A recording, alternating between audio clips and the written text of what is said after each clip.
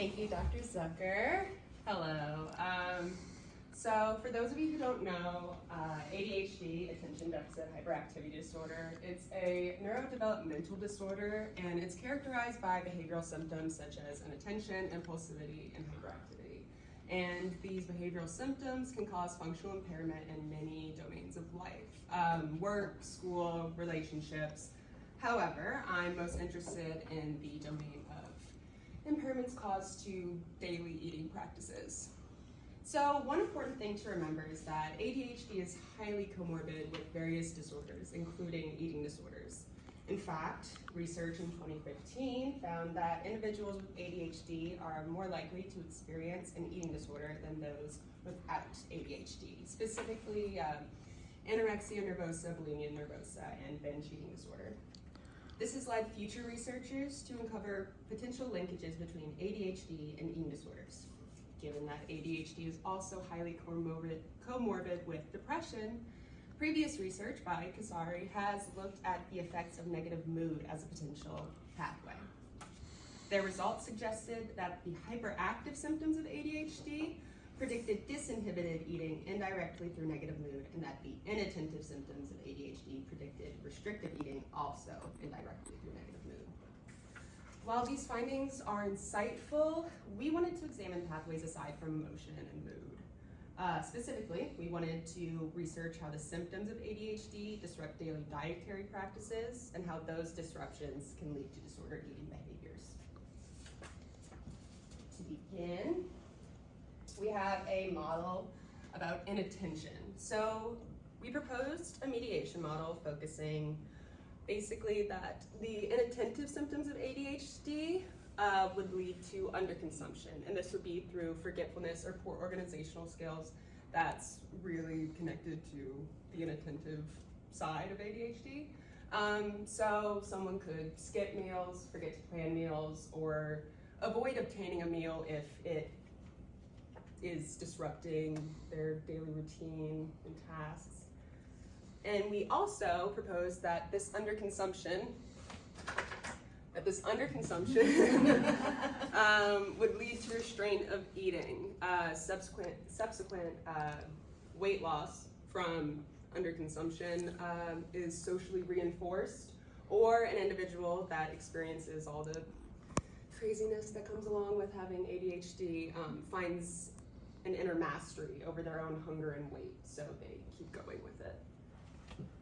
And we also proposed a model for, So,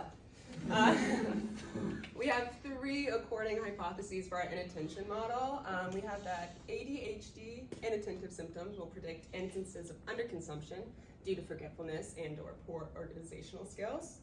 2, the ADHD inattentive symptoms will be associated with restraint of eating. And 3, that once the associations between ADHD inattentive symptoms and underconsumption due to forgetfulness or poor organizational difficulties are accounted for, the relationship between ADHD symptoms and restraint will no longer be significant. And I'll explain that more in a bit. We also have a model for hyperactivity. So we propose that the hyperactive symptoms of ADHD could lead to overconsumption through restlessness or poor response inhibition. Individual experience hyperactivity could eat because of boredom, eat until a point where they're too full that it's uncomfortable, or even just eat because they don't know what else to do in that moment. And we do propose that this would lead, the overconsumption would lead to binging and purging behaviors. Basically, there's already an expectancy that once they eat, it'll alleviate distress caused by symptoms, and then the distress from overeating will be alleviated through purging. And then the cycle continues as more of this alleviation becomes. And we also have 3 hypotheses for the hyperactive model. It's following the same pattern as before. ADHD hyperactive symptoms will predict overconsumption. ADHD hyperactive symptoms will be associated with binging and purging, and then once those the associations between hyperactivity and overconsumption are accounted for, the relationship between ADHD symptoms and binging and purging will no longer be significant. our participants, they were 86 students from Loyola University of New Orleans. While a majority of our participants did self-identify as white and female, I do believe that we had a relatively diverse sample in terms of ethnicity for our participants. And what did these participants do? Thank you so much for asking.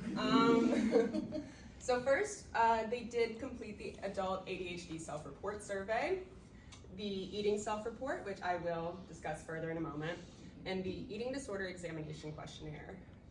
We used the ASRS to assess for inattentive and hyperactive symptoms, and the EDEQ to assess for restraint and binging and purging. So the ESR. This was a self-report that was created by my team and I. It is a combination of two previously established eating questionnaires. We divided it into two categories, underconsumption and overconsumption. Sample items for underconsumption. I often find myself too busy to plan a meal. I often feel overwhelmed by the idea of figuring out what to eat. For overconsumption, we have, I will snack because I don't know what else to do in that moment, and I do not realize that I'm full until I'm comfortable. For our data analysis plan, we did want to use the mediation criteria that was set forth by Barron and Kinney, and they have 4 important considerations when it comes to establishing a mediator. First, we want to make sure that the independent variable correlates with the dependent variable. The second is that the independent variable correlates with the mediator. And the third is that the mediator correlates with the dependent variable. The fourth consideration is that the relationship between the independent variable and dependent variable is controlled for by the mediator. And again, I will touch on that in terms of explaining it. So to test the first 3 considerations, we ran correlational analyses. Oh, I really liked that. So let's break it down. So we have our independent variable for our first model is going to be the inattentive scores from the ASRS. We have the underconsumption scores as our mediating variable, and then we have the EDEQ restraint as our dependent variable. So first, we have to make sure that the independent variable correlates with the dependent variable. We see that right here, that the independent variable correlates with the mediator, right here.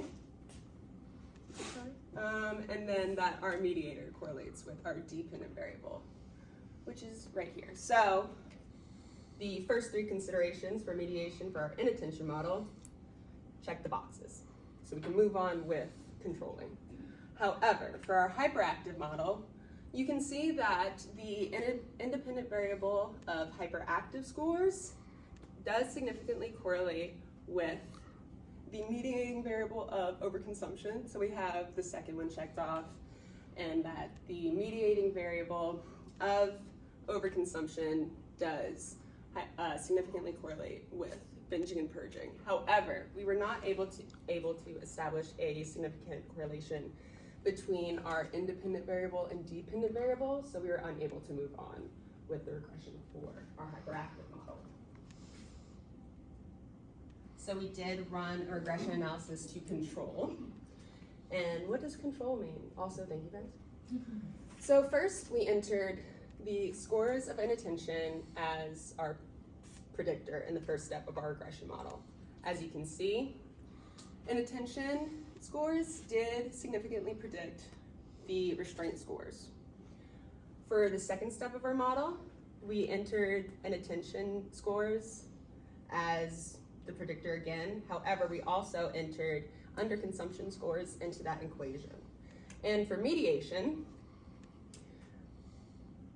it's important to recognize that once we've entered the mediator, the relationship between the independent variable and dependent variable is no longer significant, which you can see right here, meaning that our mediator explains the relationship between our independent variable and dependent variable. So, taken together, I believe that these findings suggest that inattentive symptoms of ADHD may be associated with clinical restrictive eating. First, by interfering with normative eating, forgetting to eat or skipping meals. And once that person loses weight or develops some sort of inner mastery, this could exacerbate and maintain unhealthy restrictive eating. And I believe that the strengths of this would be our diverse sample demographics, reproducibility, and objectivity. In terms of our limitations, I do wish we would have gotten a bigger sample size, and we also relied on self-report data, so we have to trust that. Our respondents were honest in answering our survey questions.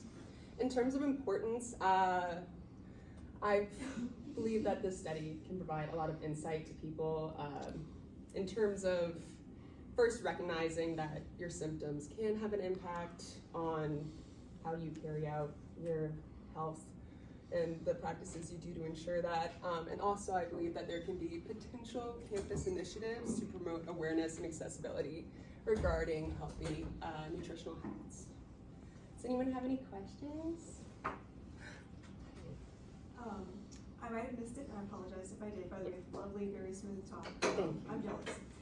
So, are your participants, are you aware of their medication status? So we did ask if they had an ADHD diagnosis, and then if they did have a diagnosis, if they were taking medication for it. We tried to we didn't try. I analyzed that by getting the sample of participants who were taking medication, and I entered it into the regression, and our Pearson was 0.209, and it was not significant. So even when controlling for medication status, we didn't notice that there was a significant impact on scores. Oh. Yeah, just on one slide when you're talking about your participants, it said the first 45 or so? Yes. So the first 45 participants we did collect in person, and that's because when I originally planned this thesis, we wanted to assess cognitive flexibility and behavioral inhibition through psychometric tasks. So we needed them to come into the lab and take computerized tests. And once I was getting more interested in the effects of the symptoms rather than the nature of them, in a sense. So we realized that we could get more participants by administering the survey online instead of making them come in to the lab and take all those tests. So the first 45 was the original plan. We changed it a little bit. And then So the data you presented are from 45 or the total of 80, whatever you have? It's the total of both. Okay. They all took the same, it's just the first 45 did take the computerized tasks. But we didn't enter, all the data we analyzed was using the same measures, no extraneous ones that we were pulling from anywhere else. Great job, Grace. I have several questions because I think that your topic is really, really interesting. And as a parent of a daughter with ADHD, I'm very interested. So my first question is a little bit related to sampling. Mm-hmm. So we know that our participants usually are, predominantly identify as female. Mm-hmm. And we also know that there are kind of gender differences in ADHD and prevalence and the way that those symptoms kind of manifest. Mm-hmm. So I was wondering if, you said that you didn't find a significant effect with the hyperactivity symptoms and the eating behaviors, correct? Mm-hmm.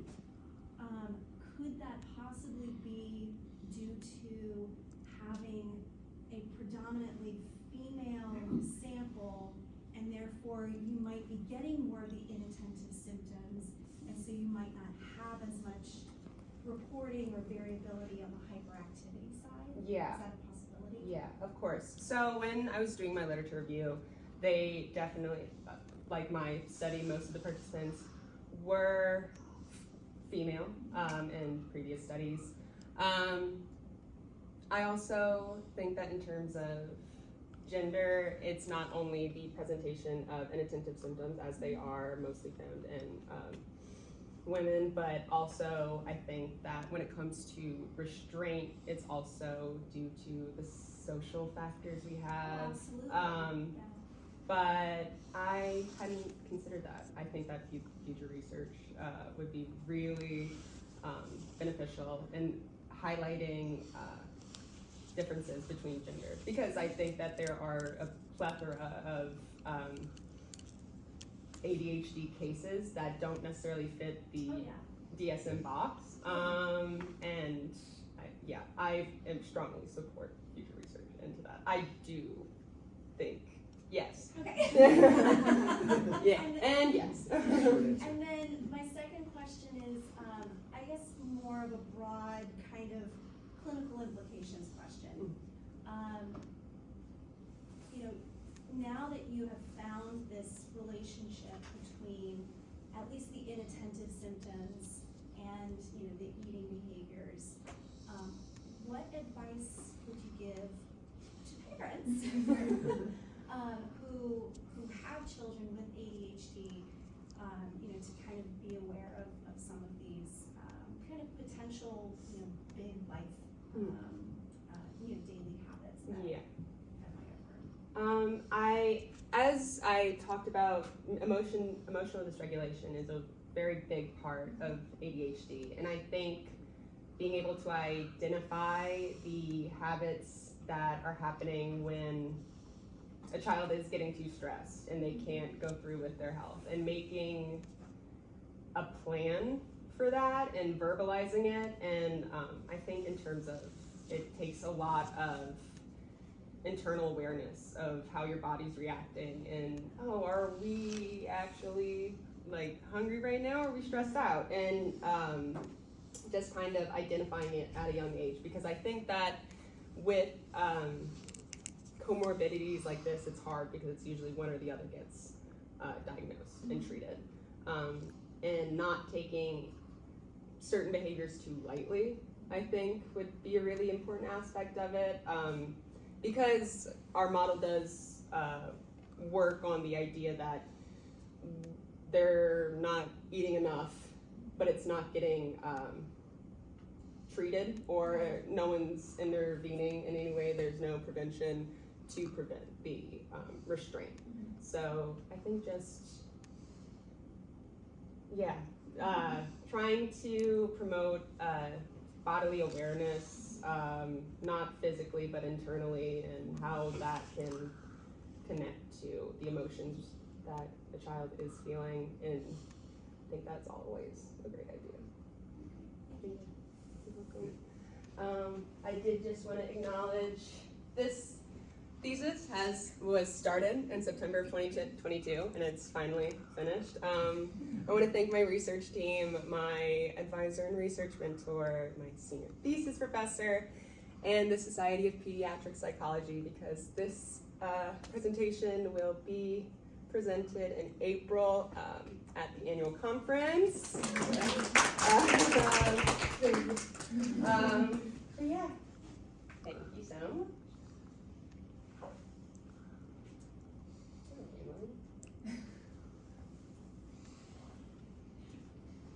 Start clicking things.